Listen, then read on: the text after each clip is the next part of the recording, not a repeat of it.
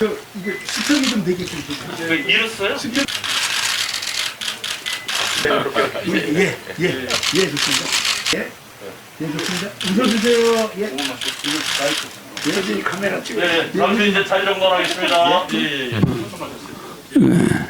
공동 발표문 국가혁명당 허경영 대선 후보와 전 인천광역시장 안상수 국민의힘 대선 후보는 정파를 초월해 백척간두에 선 대한민국과 도탄에 빠진 국민들을 구하기 위해 2021년 8월 31일 경기도 양주시 장흥면에 소재한 하늘궁에서 긴급회동을 갖고 다음과 같이 국가와 국민들을 위해 뜻을 함께 하기로 했다.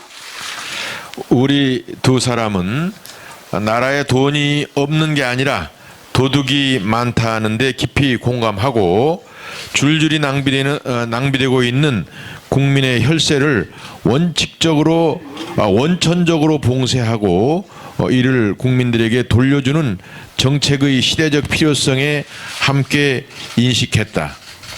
우리 두 사람은 개인과 정파의 사리사욕을 버리고 코로나19와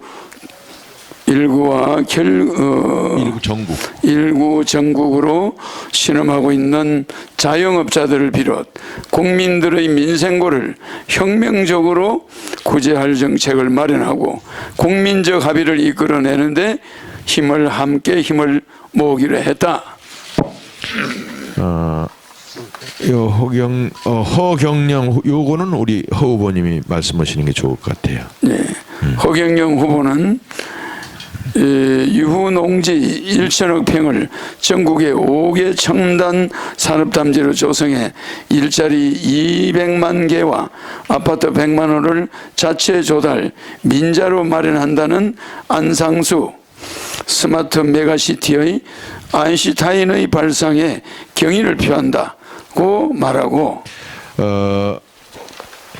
이 부분 안상수 후보가 인천광역시장 8년 재임 중에 민자로 송도 앞바다를 매입해 국제적인 송도 신도시를 만들고 인천대교를 세계적인 대교를 건설한 역량은 세계적 업적으로 길이 기록될 것이다 라고 했다. 또한 허경영 후보는 국가 예산 투입 없이 안상수 스마트 메가시티는 자체 조달, 민자 유치로 성공적으로 조성돼 대한민국 미래의 먹거리 최첨단 산업단지가 마련될 것이라고 말했다. 안상수 후보는 허경영 후보야말로 사심없이 나라와 국민들을 위해 30여 년 전부터 선견적 안목을 가지고 국민 배당금제와 저출산 대책 등을 제시해 당시에는 비난과 조롱이 쏟아졌는데도 이에 굴하지 않고 길목전법으로 허경영 혁명 정책을 주장한 결과 오늘날에는 여야 유력 대권 주자들이 모방하는 날이 왔다며 허경영 후보는 예산 도둑을 잡고 단 10원의 증세도 없이 예산을 전략해 마련한 재원으로 국민들에게 돌려주는 허경영 혁명 정책은 여야 대권 후보들의 포퓰리즘과는 다르다라고 말하고 최근 유력 일간지 컬럼에 미국 스탠포드대 경제학 박사 출신인 강성진 고려대 경제학 교수가 허경영의 국민 배당금제만이 기본소득에 제일 충실한 정책이고 여야 대권 후보들 공약은 국민 용돈 변종이라고 공개적으로 발표했다는 것은 대단한 사건이다 라고 했다. 우리 두 사람은 향후에도 나라와 국민을 위한 일이라면 정파를 떠나 상호 협력하기로 했다. 2021년 8월 31일 허경영 안상수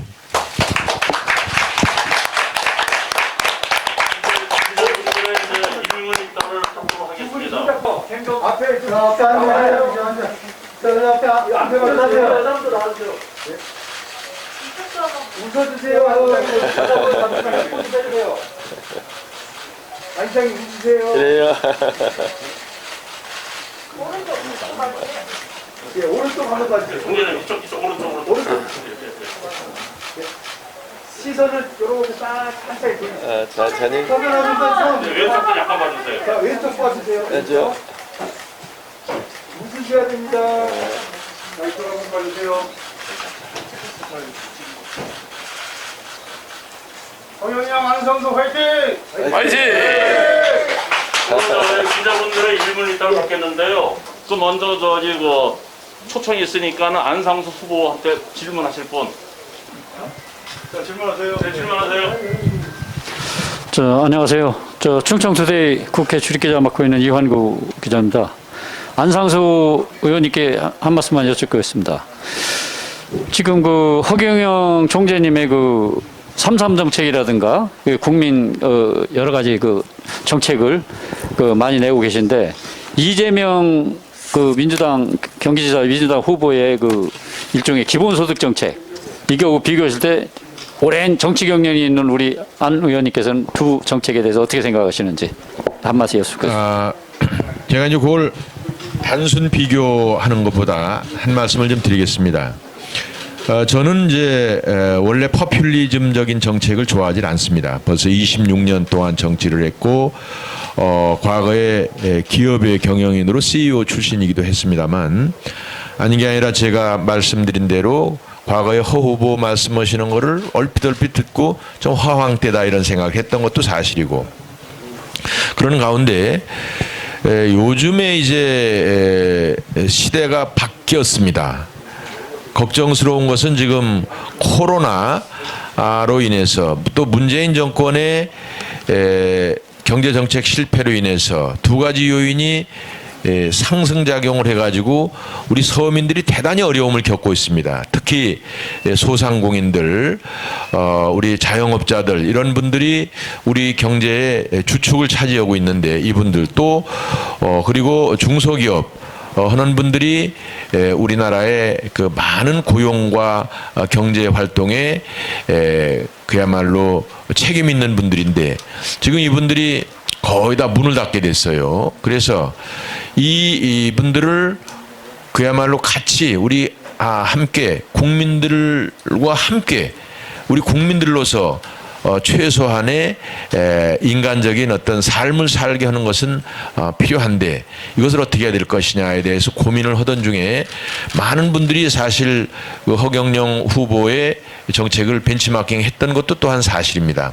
그런 가운데 지금 보면은 오히려 그 이재명 지사의 이재명 후보의 그 정책은 지출 막 퍼준다는 그런 내용으로는 많이 국민들한테 어필이 됐는데 어떻게 할 거냐라는 거에 대해서 오히려 허 후보보다 저는 부실하다고 생각을 했습니다.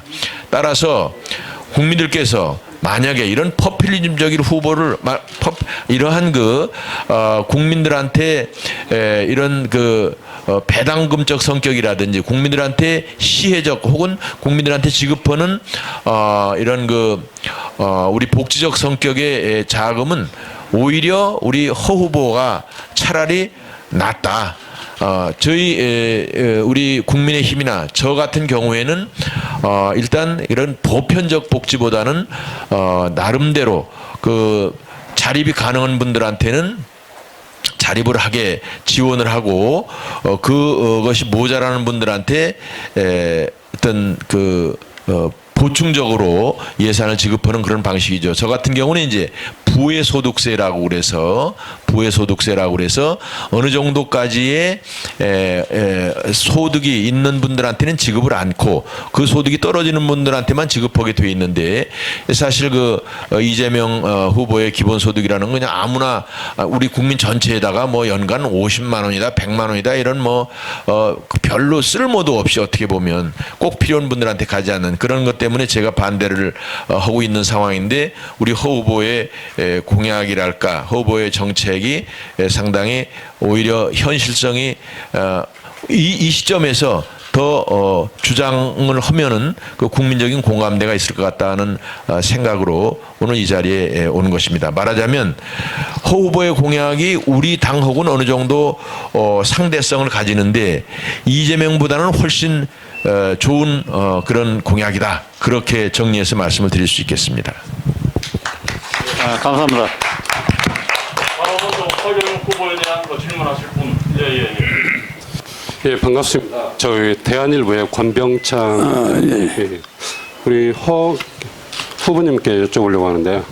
그 대선이나 이렇게 이제 도전을 하실 때 보면은 국민 배당금에 대해서 많이 설득력을 갖고 또 어떤 트레이드 마크가 되어 있는데 그 과거와 지금 현재 특히 또 하나는 그 이색적인 게 박정희 사상연구소하고 좀 이렇게 많이 어필을 하시더라고요. 그 새로운 전략이나 구상은 좀 어떤 건지 좀 여쭤보겠습니다. 그러니까 내가 이제 삼성에 이병철 회장의 양아들로 있을 때 반도체 아이디어를 내가 냈죠. 뭐 이래서 이제 그 반도체가 우리 경제를 약간 이끌어 갔다고 봐야죠. 또 이제 이 회장이 박 대통령을 소개시켜서 새마을운동, 자조건면협동, 또 뭐 방송통신고등학교, 방송통신대학교 이런 아이디어를 내가지고 우리나라의 그 공장 근로자들이 이 정규학교를 못 가더라도 고등학교 졸업장을 받을 수 있고 또 대학을 일하면서 대학 졸업장을 받을 수 있도록 했죠.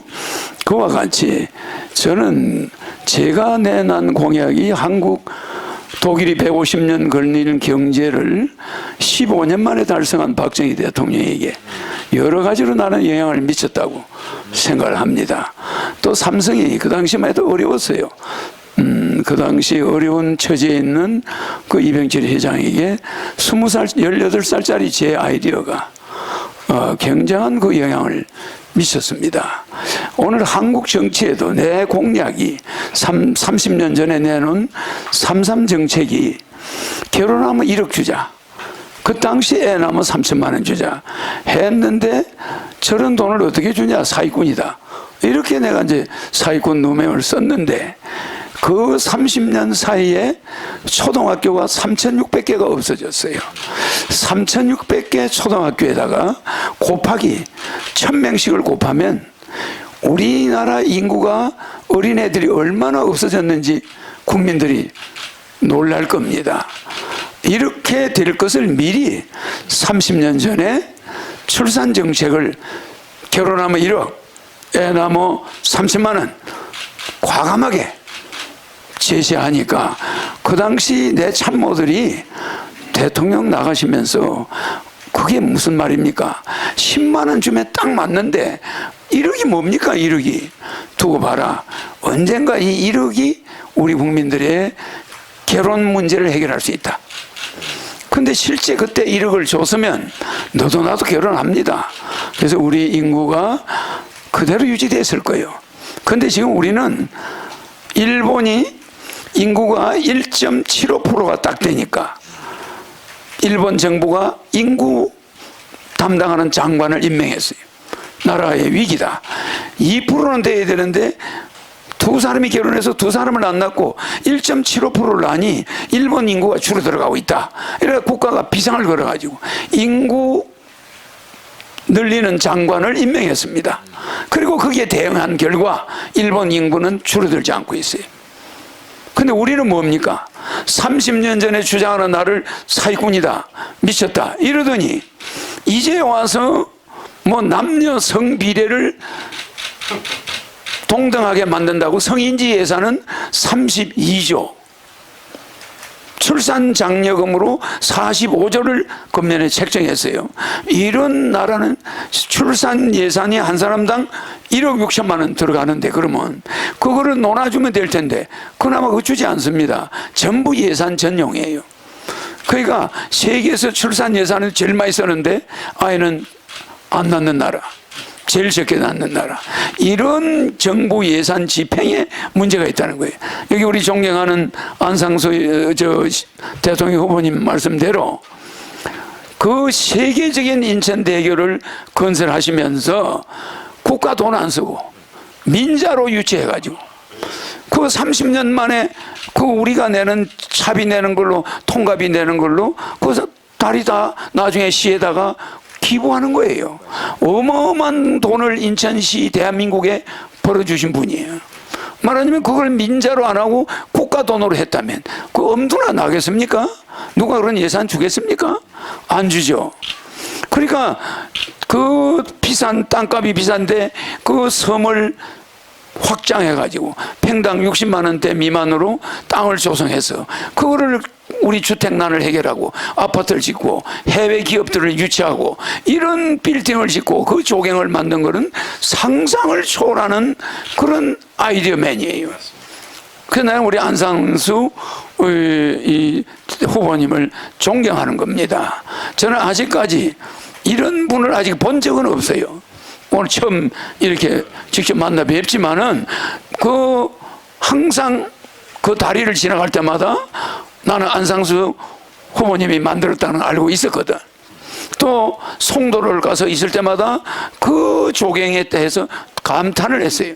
그 전부 우리 안상수 시장님이 만들으셨단 말이에요. 그래서 나는 거기에 대해서 알고 있었기 때문에 그렇다고 뭐 이 시장님을 만나러 가서 만날 수도 없는 거고 오늘 이렇게 참 대통령을 나가시다 보니까 나는 이런 우리 안상수 후보님 같은 분이 우리나라에 정말 대통령이 될 출마할 자격이 완전 아주 완벽하게 갖췄다고 나는 생각합니다.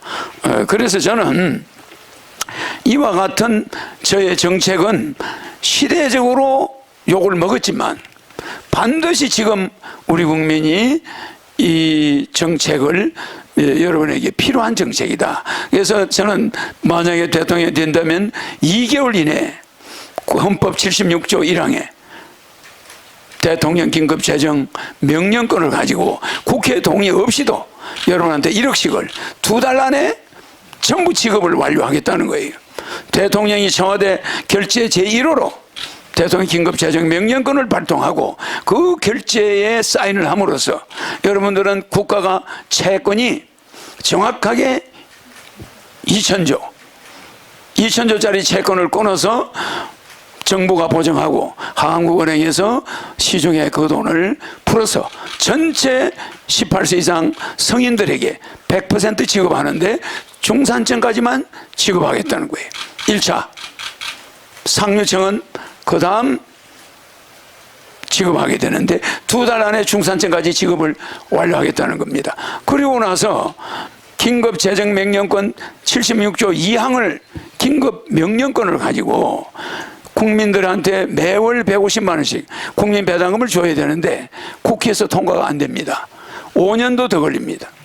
아마 10년 가도 안 될 거예요.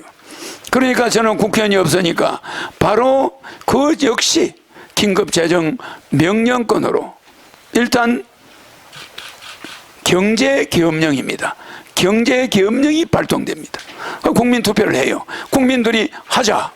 1억 받았으니까 150만 원 그것도 매달 준다니까 그것도 받겠다. 이렇게 여론조사에서 90% 이상 찬성이 나오면 국민투표할 필요가 없어요. 그래서 국회에 통과하지 아니하고 국민투표로서 여론조사로서 투표비를 전략하겠다. 1조 원 정도 들어가는 투표비를 전략하는 게 어떠냐. 국민들이 동의하면 그대로 여론조사에서 바로 국민배당금을 통과시키겠다는 거예요. 그래서 입법부가 잠시 기능이 정지되는 그런 사태가 오게 됩니다. 긴급 재정 명령권이 비상기금 비슷하게 되는 거죠. 이렇게 해서 국회는 없이도 해낼 수가 있다. 그런 뜻이 있기 때문에 의원이 없는데 어떻게 할 수 있느냐. 의원이 있는 당에서는 하기 어렵습니다. 국회의원들 보고 월급 받지 마라. 보좌관 뭐 없애라. 국회의원들 보고 100명으로 줄이자. 누가 그걸 해주겠어요. 국민들한테 세금을 한 푼도 더 받지 않고 세금을 전략해서 70% 전략해서 국민들한테 매월 150만 원씩 돌려주겠다. 이거 국회의원들이 하겠습니까? 기성정치인들은 안 합니다. 가장 자유로운 사람이 저라는 거. 그래서 우리 한상수 우리 후보님이 뭐 저와 이렇게 만났습니다만은 그래도 그 당과는 의견이 다르지만은 상당히 제 공약과 저희 미래에 대해서 예감을 가지고 계신 분이 아니냐. 대기업에 들어가서 대기업에 그래도 CEO로서 대표이사를 까지 올라가시고 그걸 인정받아서 정부에서 국회의원으로 나가라. 뭐 또 국회의원으로 나가서 3번 붙으시고 또 시장을 자발적으로 나가셔서 2번 붙으시고 그러니까 이런 입지전적인 이런 분이 미래를 굉장히 간운이 어떤 사람보다 간운이 좋으시고 또 정치 운이 좋으시고 시운이 좋으신 분입니다. 이런 분이 저와 만났다는 거. 이 우리 안상수 후보님의 미래에 아마 굉장한 행운이 나는 있을 거라고 더 큰 관운이 올 걸로 나는 보고 있습니다. 그래서 오늘 이렇게 서로 만나서 참 이 기자회견도 할 수 하고 이런 자리를 우리 마련하신 우리 안상수 후보님께 진심으로 감사를 드립니다. 예. 감사드립니다. 제가 간단하게 좀 부연해서 말씀을 좀 드릴까요? 미국 정치 뭐 속담이라기보다도 그냥 정치적으로 이런 유머가 선거 때 공약은 다 버리고 5%만 지켜라 이러는 게 있어요. 그 뗏목을 타고 건너가서 뗏목을 버려라 이런 것도 있고. 그래서 사실 공약에 너무 집착하면은 잘못하면은 임기 중에 정치를 잘 못할 수도 있다라는 것을 암시하고 그렇습니다만 잘못하면은 이것이 어떤 때는 나쁜 공약은 지키려고 애를 쓰고 좋은 공약은 잊어버리고 버리는 수가 있어요. 지금 우리 허 후보님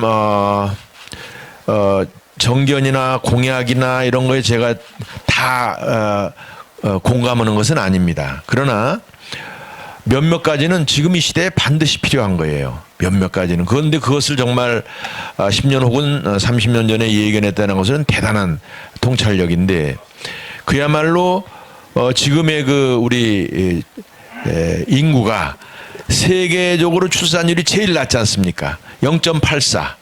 그리고 인구 순감이 되고 있어요. 그러면 나라가 없어지는 겁니다. 뭐 그걸 미리 참 예견했다고 볼 수도 있는데 사실 저도 그래서 그 출산 정책에 대해서만큼은 일단 15살 될 때까지 잉태에서부터 15살 될 때까지는 국가에서 키워야 된다. 이렇게 주장을 하고 그런 철학을 가지고 지금 정책을 조율 중에 있습니다. 금액이나 이런 거를 뭐 어느 정도 이렇게 합당해야 되기 때문에 저희 입장에서는 그러니까 그런 건데 이미 이런 오래전에 그런 정책을 개발하고 또 국민들한테 말씀드리기 시작했다는 건 큰 정말 의미가 있는 것이다. 지금은 누구도 이 정책에 대해서 부인하기 어렵다. 다만 이것을 어느 정도 단계에서 어느 정도 규모로 갈 거냐라는 건데 저는 이 부분은 좀 과감하게 해야 된다라고 생각하는 사람 중에 하나입니다. 저 자신이 모두에서 말씀드렸듯이 저는 이렇게 포퓰리즘적 정책, 소위 현금 살포적 정책이라는 것에 대해서 부정적인 견해를 가지고 있습니다만 우리 어린이들 국가를 유지하기 위해서 그리고 그것도 많은 어떻게 보면 그 생태계 조성이 돼서 거기서도 그런 산업이 발전되게 돼 있는 겁니다. 우리 아이들이 없어지면은 지금 학교도 없어지죠. 아이들 옷 만드는 공장도 없어지죠. 아이들 없으면 아이들 놀이터 없어지죠. 뭐 이렇게 이런 게 다 경제의 그 역기능을 하는 거거든요. 따라서 인구가 늘어나면서 사회적 산업 생태계도 그쪽으로 이렇게 순기능할 수 있도록 하는 것이 지금으로서는 가장 주요한 정책 중에 하나다. 아까 말씀드린 저희 이제 일자리 도시 주택을 500만 원대 100만 호. 500만 원대에 30평이면 1억 5천입니다. 이것을 100만 호 공급하는 거하고 또 첨단 산업, 반도체, AI 혹은 배터리 혹은 백신을 비롯한 바이오 산업을 하는 단지를 조성해서 무료로 2030한테 임대를 해가지고 그야말로 무료입니다. 무료라는 게 이제 우리 허 후보님의 개념이랑 비슷한 건데 다만 무료로 해서 이 우리 젊은이들한테 그런 그 스타트업을 할 수 있도록 무상으로 빌려주는데 그 무상으로 하는 것을 우리가 잘 이렇게 비즈니스 모델을 만들어 설 수 있다는 것이 중요합니다. 무료라는 게 세상에 무료라는 게 있을 수가 없죠. 다만 논이 이 대도시 주변에 있는 유휴농지가 가격이 싸기 때문에 그 중에 3분의 1은 대지로 분양을 하고 그 분양된 대금으로 산업단지를 공짜로 우리가 기반 조성이 가능하기 때문에 그것을 무료로 준다는 겁니다. 어디야 무료로 하늘에서 돈이 떨어져서 조성하는 건 아니죠. 그러니까 이런 경영 기법, 행정의 노하우가 있어야 된다는 것을 말씀드리는 거고, 그러면서도 이제 아까 그런 아이들 출산 문제에 대해서는 국가 예산도 과감하게 조성을 해야 된다. 그런 동의되는 그런 공약이 꽤 여러 개 있습니다. 여기서 열거진 않더라도. 또 하나 좋은 접근은 뭐냐? 이 예산을 전략을 한다. 그래서 이게 이제 소위 행정용어로는 전달 체계를 간략화하는 겁니다. 근데 지금 이거를 이제 우리 허 후보님은 그냥 막말로 무식하게 그냥 도둑놈들이 70%라고 그러는데 중간에 많이 띄어먹는 거예요. 많이 새 나가는 겁니다. 이것을 간결하게 해야 됩니다. 이것은 공무원 수를 줄여야 되는 겁니다. 문재인 정권은 거꾸로 간 거예요. 공무원 수를 늘려서 단계마다 이게 흘리고 막말로 띄어먹고 이런 게 있단 말이죠. 그래서 이런 것들이 말씀은 거칠지만 당연히 가야 될 길이다. 공무원 줄이고 하면서 중간에 새는 돈을 아끼고 이렇게 가지고 가야 된다.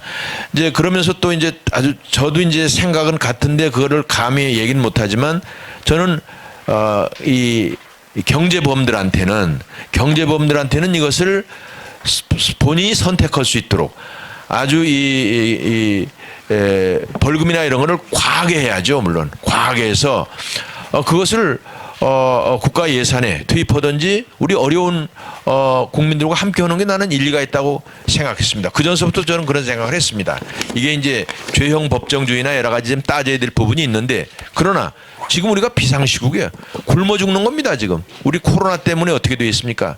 지금 코로나로 죽기 전에 굶어 죽겠다는 거 아니에요. 그러니까 이런 것을 그 유연성 있게 하는 행정으로 본다면 얼마든지 취택이 가능한데, 사실 허 후보님이 그걸 오래 전서부터 그거를 주장도 하고 지금까지도 그거를 아주 세밀하게 어떤 부분은 관철시키려고 하는 노력에 대해서 일정 부분 이거는 국민들도 굉장히 감사를 해야 될 일이다. 저는 그렇게 생각합니다.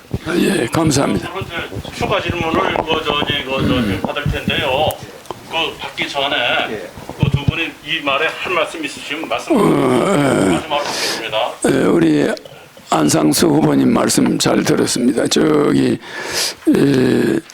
논어에 보면은 군자는 말이 행동보다 앞서는 걸 부끄러워해야 된다. 말이 행동보다 앞서는 걸 부끄러워해야 한다. 이런 걸 어릴 때 내가 사서오경을 떼면서 배웠기 때문에 만약에 내 공약을 지키지도 못할 말을 해가지고 수치를 당하는 일은 없을 겁니다. 그래서 제가 이 앞전에 말한 이 결혼하면 3억, 아기 나면 5천만 원, 대통령 취임 2개월 안에 1억, 그리고 매월 18세 이상에게 150만 원씩 평생 지급, 요 네 가지 목숨을 걸고 대통령이 되면은 지킬 수가 있습니다. 그래서 제가 그런 논어를 몰라서 하는 건 아니고 이렇게 말을 앞세우는 공약이지만 이것은 우리 국민이 지금 필요로 한 것이다. 저는 이렇게 생각하고, 제 공약은 정세를 하는 것이 아니고 있는 세금을 줄이고, 우리 안상수 의원님의 후보님이 말씀하셨듯이 이 국가 예산이 공무원 수도 많이 그렇지, 공무원 수를 줄이지 않더라도 얼마든지 예산을 줄일 수가 있다고 생각합니다. 이렇게 해서 100% 저는 지켜야 그 군자 소인배 소리를 안 듣고 역사에 오점을 남기지 않게 됩니다. 그래서 지금 숨가쁘게 요새 인천대교 우리 안상수 시장이 만든 그 인천대교 위에 그 자살하는 사람이 줄을 섰다고 그래요. 그래 한 사람이 뛰어내리면 그 다음 사람이 다음 뛰어내리고 이렇게 젊은이들이 그렇게 줄을 서서 릴레이로 자살을 하는 사람들이 나온다고 해서 거기를 지키고 있습니다. 지금 그 정도로 생활이 어려운데 공약만 이렇게 이야기해놓고 안 지키면은 나중에 국민들이 가만히 있지 않습니다. 반드시 지킬 것이고 또 오늘 이렇게 저의 정책을 알아보시고 또 이렇게 오시게 된 우리 안상수 후보님에게 앞으로 행운이 있기를 저는 간절히 바랍니다. 아유, 감사합니다. 감사합니다. 한 가지 시간 갖겠습니다. 마지막으로. 예, 안녕하세요. 저는 허 후보님의 그 고향 신문사인 경남일보 하성우 기자입니다. 질문은 제가 안시장님께 드리겠습니다. 메가시티 정책에 대해서 아까 말씀을 하셨는데 이것을 좀 구체적으로 말씀해 주시면 감사하겠습니다. 이제 지금 우리나라는 땅이 쓸만한 땅들은 전부 다 가격이 너무 높아요. 난개발이 되어 있는 상태고 그런 상태에서 지금 우리가 국난에 가까운 경제 위기를 겪고 있습니다. 그래서 지금 제일 중요한 것이 사실은 2030의 일자리 문제고 2030이 일자리가 없죠. 대기업은 고용 없는 성장이고 또 중소기업은 다 이제 좀비 기업화 되는 것들이 많습니다. 따라서 2030을 위해서 그렇다고 2030이 지금 그 정말 70%가 대학을 졸업을 한 상황에서 상당한 수준의 일이 아니면 하려고 하질 않습니다. 따라서 우리는 4차 산업에 버금가는 4차 산업에 해당하는 그런 부품 소재 산업을 일으켜야 된다. 그게 지금 우리나라에 지금 약 한 3천억 불 정도 수출이 됩니다. 이 관련되는 것들이. 그러니까 이 부분을 좀 영역을 넓히자는 건데 그러기 위해서 대도시 주변에 있는 논을 유휴 농지를 아까 말씀드린 대로 유휴 농지를 대지화해서 뭐 1억 평이라 가정을 하면 그 중에 3천만 평을 아파트 단지로 하는 겁니다. 아파트 단지로 해서 예를 들어 평당 200만 원이다. 그러면은 3천만 평이면 60조가 됩니다. 60조. 그런데 또 우리 논이 20만 원짜리를 한 40만 원 정도의 부가해서 전기 상하수도 기반시설을 하면은 60만 원이 되는데 60만 평을 1억 평을 하면 이것이 60조입니다. 그러니까 아까 60조의 대지가 분양이 가능하다고 그랬죠. 그러면은 60조라는 조성 자금을 주택 단지에서 만들어냅니다. 따라서 7천만 평이 공짜로 무료로 땅이 생기는 겁니다. 이것을 우리 젊은이들에게 무상으로 30년 임대를 해준다면은 우선 요소 비용이 많이 없기 때문에 경쟁력이 있어지는데 여기다가 정부에서 기술 지원이다, 자금 지원이다, 벤처다, 혹은 마케팅이다, 이런 것을 전부 다 생태계화해서 지원하면은 200만 개의 일자리가 생긴다는 것이고요. 그 다음에 대지값이 싸기 때문에 땅값이 100만 원, 200만 원, 300만 원 이렇기 때문에 그 지역은 아파트 건설하는데 400만 원이면 됩니다. 따라서 거기 땅값 100만 원이면 500만 원대도 된다. 지금 서울의 아파트 값이 분양도 지금 5천만 원이 넘잖아요. 지금 지방도시도 2천에서 3천인데 단돈 500만 원에 가능하다. 그래서 그 2030들이 거기서 일자리가 있으면서 그 아파트가 생기는 그러한 일들을 주도적으로 하는데 거기 예산이 한 푼도 안 들어간다는 것이죠. 예산 안 들어간다는 데에 대해서 이제 우리 허 후보님도 그래서 우리가 공감대를 가지고 있는데 하나 추가로 말씀을 드리면 지금 이제 그 코로나로 인해서 앞으로 코로나 끝난 다음에도 소상공인 자영업자들이 아마 절반은 문 닫을 겁니다. 지금도 명동이나 신촌에 가봐도 30-40%가 문 닫았는데 남아있는 데들도 왜 문을 열고 있느냐. 문을 닫으면 보상금이 안 나와요. 그래서 죽지 못하는 사람도 많습니다. 그런데 기본적으로 이제 코로나가 끝나도 경제 생태계가 내수 쪽으로는 많이 일어날 수가 없게 돼 있습니다. 따라서 이분들이 갈 데를 마련해야 됩니다. 그것도 저는 어떻게 보고 있느냐. 대도시 주변에 산자락을 개발을 하면 돼요. 약 5억 평을 개발을 한다. 아까 노는 1억 평이지만 산은 지금 노는 우리나라가 24억 평입니다. 그중에 1억 평을 하는 것이고 산은 192억 평입니다. 그중에 5억 평 정도로 하는 거니까 얼마 안 되죠. 이 부분에서 500평씩만 나눠줘도 이거를 밭농사를 할 수 있도록 해서 500평씩 나눠줘도 이것은 100만 평이 됩니다. 100만 호가 되는 거죠. 그러면 그 사람 우리 정말 완전히 망해서 오갈 데 없는 분들이 가서 스마트 농업을 하도록 하는 겁니다. 스마트 농업을 하면서 집은 집대로 한 20, 30평짜리 전원주택을 건설해서 하면은 서울에서 또 이주가 가능하죠. 대도시에서. 그래서 아까 말씀드린 이런 스마트 메가시티에서 100만 호, 또 우리 이런 영농단지에서 100만 호에서 200만 호만 만약에 지방에다가 그 대도시 주변에다가 하게 되면 자연히 집값도 떨어진다. 정상화가 되죠. 뭐 떨어진다는 것보다 가수요가 줄어드니까 그러한 말씀이고, 또 이것을 건설하는 수많은 건설 공사가 생기게 됩니다. 스마트 시티하고 또 이런 그 영농 단지를 만드는데, 그렇게 되면은 또 역시 직장을 잃거나 가게 문을 닫은 그런 자영업자들이 가서 일당을 받고 이럴 수가 있는 겁니다. 쿠폰도 어떡합니까? 그것은 과거에 1929년도에 미국의 제1차 불황 때 루즈벨트 대통령이 후보댐을 막아서 경제 불황을 극복한 그러한 사례가 우리한테 적용이 된다. 그런 말씀이 되겠습니다. 장황합니다만 이렇게 길어서 국민들이 이해를 잘 못해요. 근데 짧게 어떻게 하냐 말이에요. 짧게. 저는 짧게를 못해요. 그래서 양해를 구하시기 바랍니다. 감사합니다. 예. 네, 마지막으로 허경영 총재한테 마지막 질문 하나 받겠습니다. 예, 한국의정방송 TV뉴스 최채근 기자입니다. 아까 허경영 후보님께서 대통령 재정과 관련해서 말씀하셨는데요. 그 법안에 대해서 좀 구체적으로 좀 더 말씀해 주시죠. 헌법 76조 1항의 긴급 재정 명령권은 이승만 대통령이 15번을 했어요. 6.25 전쟁 때문에 박정희 대통령이 9번을 했습니다. 그 중에 사체 동결이 있습니다.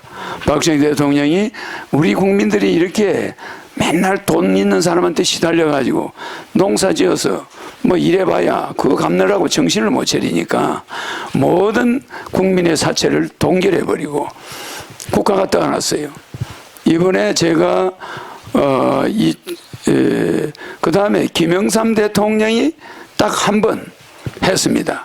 그래서 우리나라의 긴급재정 명령은 이승만 대통령 15번, 박정희 대통령 9번, 그리고 김영삼 대통령 1번, 이게 전부 다입니다.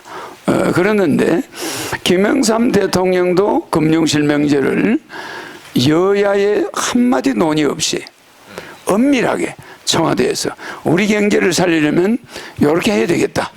이래서 그냥 바로 대통령 긴급재정 명령권으로 했고, 또 하나 중요한 사실은 원래 이 긴급재정 명령권을 발동하고 나면은 사후에 국회 동의를 얻게 돼 있는데 한 번도 그 절차를 거친 대통령이 없다는 거. 무슨 말이냐면 긴급재정 명령권 그 자체가 그냥 성공했을 때는 아무도 거기에 대해서 재론을 하지 않는다는 거예요. 그게 실패했을 때는 그걸 따지겠지만 국회에서도 그거에 대해서 이의를 제기 안 하고 뭐 다시 보고해라, 다시 그 결재하자 이러지 않는다는 거예요. 그래서 성공적인 긴급재정 명령권은 국회와 충돌이 없어요. 국회의원들도 그 보좌관들도 빚지고 있는 사람이 많아요. 그러니까 그 사람들도 1억을 받아가면 미성년자가 아닌 성인이 집에 5명 있으면 5억이 생겨요. 그리고 애들 결혼하면 3억이 생겨요. 결혼 안 한 애 3명 있으면 9억이 생겨요. 그러니까 보통 한 가정이 10억 미만이 생기는데 이것은 박정희 대통령의 사체 동결과 비슷한 효과를 가져옵니다. 우리 국민들의 가계부채가 2,000조입니다. 이제 1,900조가 넘어섰는데 이 2,000조 가계부채가 1년에 100조 정도 이자를 부담해요. 그러니까 우리 국민들이 그 이자를 내고 있는데 일본은 국채가 238%입니다. 그런데 우리나라는 국채가 국가 채권이 40%밖에 안 돼요. 그럼 우리는 공무원들이 국채를 늘리지 않는 거를 자기들이 체면을 키우느라고 이자를 부담하는 민간인들은 2,000조의 사채에 시달립니다. 가계부채에. 그러니까 내가 정확하게 2,000조를 발행하면 국채 비율이 100% 올라갑니다. 100% 우리 GDP 2,000조이기 때문에 100% 올라가니까 140%가 돼요. 그러면 일본보다 그래도 100%가 적어요. 예. 그러면 미국 수준과 중국 수준이 되는 거예요. 그래도 그 대신에 일본은 가계부채가 50%, 58% 얼마 안 됩니다. 근데 우리는 가계부채가 100%고 국가는 빚이 없어요. 네. 우리는 단기 외채가 지금 빨리 갚아야 되는 단기 외채가 1,600조예요. 근데 우리가 해외 자산 보유가 1,900조입니다. 그러니까 우리는 IMF 때는 200억 불 때문에 우리나라가 IMF가 왔는데 한국은행이 단기에 갚아야 될 돈이 600억 불이었어요. 근데 국가가 가지는 돈은 100억 불도 안 되니까 IMF가 왔죠. 그래서 우리는 그 돈을 200억 불 빌려오느라고 얼마나 많은 기업이 피해를 봤습니까? 그래서 저는 국가 경제를 스탠포드에서 나온 경제학자, 하버드대에서 나온 경제학자, 이런 경제학자들로는 우리나라 경제는 못 살립니다. 우리나라는 특수 경제성을 가지고 있어요. 그래서 외국은 사채 동결 이런 거 없습니다. 대한민국은 단일 민족이에요.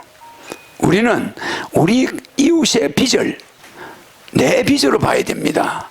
이게 우리 공동체가 강한 나라라서 이 국민의 이 빚을 한 번 정도는 없애줘야 돼요. 그래서 저는 1억씩을 성인들에게 무조건 지급하는 겁니다. 이렇게 해서 우리 국민들이 정말 애들 결혼도 하고 빚도 좀 갚고 애들이 무슨 코인이다 뭐다 해서 청년들이 대학 등록금 학자금 이자도 못 내고 원금도 못 갚고 전부 신불자가 젊은이 위주로 신불자가 생겨 있어요. 이거 굉장히 중대한 일입니다. 그래서 저는 이런 국가 긴급 재정 명령권과 비상계엄에 준하는 긴급 경제 명령을 헌법 76조 2항 이 1항과 2항을 가지고 대한민국을 아주 살기 좋은 그 은행에 내는 이자를 국채는 이자가 안 나가니까 140%가 되더라도 아무 문제가 없어요. 대통령이 청와대에서 채권에 사인하면 됩니다. 2,000조 발행 사인하면은 이자 안 나갑니다. 장부상으로만 한국은행에서 현금화하지만은 국가가 보증을 서고 한국은행에서 돈을 발행하지만 실제 그 돈은 다시 은행으로 많이 흡수돼요. 가계부채 갚느라고 이자 나가는 걸 갚아버리니까 가계부채를 갚아주니까 결국은 시중에 유통되는 돈은 거의 없어요. 인플레 안 생깁니다. 물가는 올라가고 돈의 가치는 내려가는 이런 현상은 오지 않습니다. 지금은 우리 이 현 경제는 정말로 제가 국가 1억씩 주고 국민 배당금을 줄 경우에는 우리는 디플레이션 아주 살기 좋은 국가 그런 국가로 들어서게 된다고 저는 보고 있습니다. 오늘 이렇게 안상수 후보님하고 뭐 이런 저희가 이 어떤 정책에 대해서 공감을 하는 바가 있다는 것은 대단한 이 우리나라에 아주 희망이 보인다고 나는 생각합니다. 지금은 오늘 이 자리에서 서로 인터뷰를 하지만 머지않은 장래에 이것이 우리 국민들이 우리가 송도와 인천대교와 또 우리 안상수 시장님은 인천에서 중국까지도 나중에 다리를 인천대교 그런 걸 만드실 수 있는 분이기 때문에 저와 같이 참 이렇게 정책적으로 앞으로 이 대한민국에 꼭 필요한 이 지도자들이라고 나는 보고 있습니다. 아주 이렇게 만난 거에 대한 것을 영광으로 생각합니다. 고맙습니다. 오늘 그 기자회견 못하셨고요. 세 가지만 좀 알려드리겠습니다. 오늘 초청을 해주셔가지고 또 감사한 마음에 그 안상수 후보도 허경영 총재로 초청을 했습니다. 그래서 저 가까운 시일 내에 허경영 후보께서 안상수 후보 캠프를 방문하고 송도 신도시와 그 인천대교를 둘러본 다음에 국교 소통관에서 그 2차 그 긴급 회동을 하는 거로 돼 있어요. 그래서 날짜가 정해진 대로 바로 연락을 드리겠습니다. 앞에? 예, 그러고 그 코로나가 집합금지 때문에 그 식사를 대접 못한 걸 양해해 주시고요. 그 여의도에서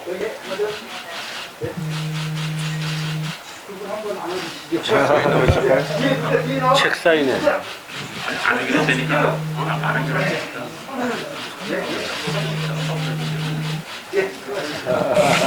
아이고 고맙습니다.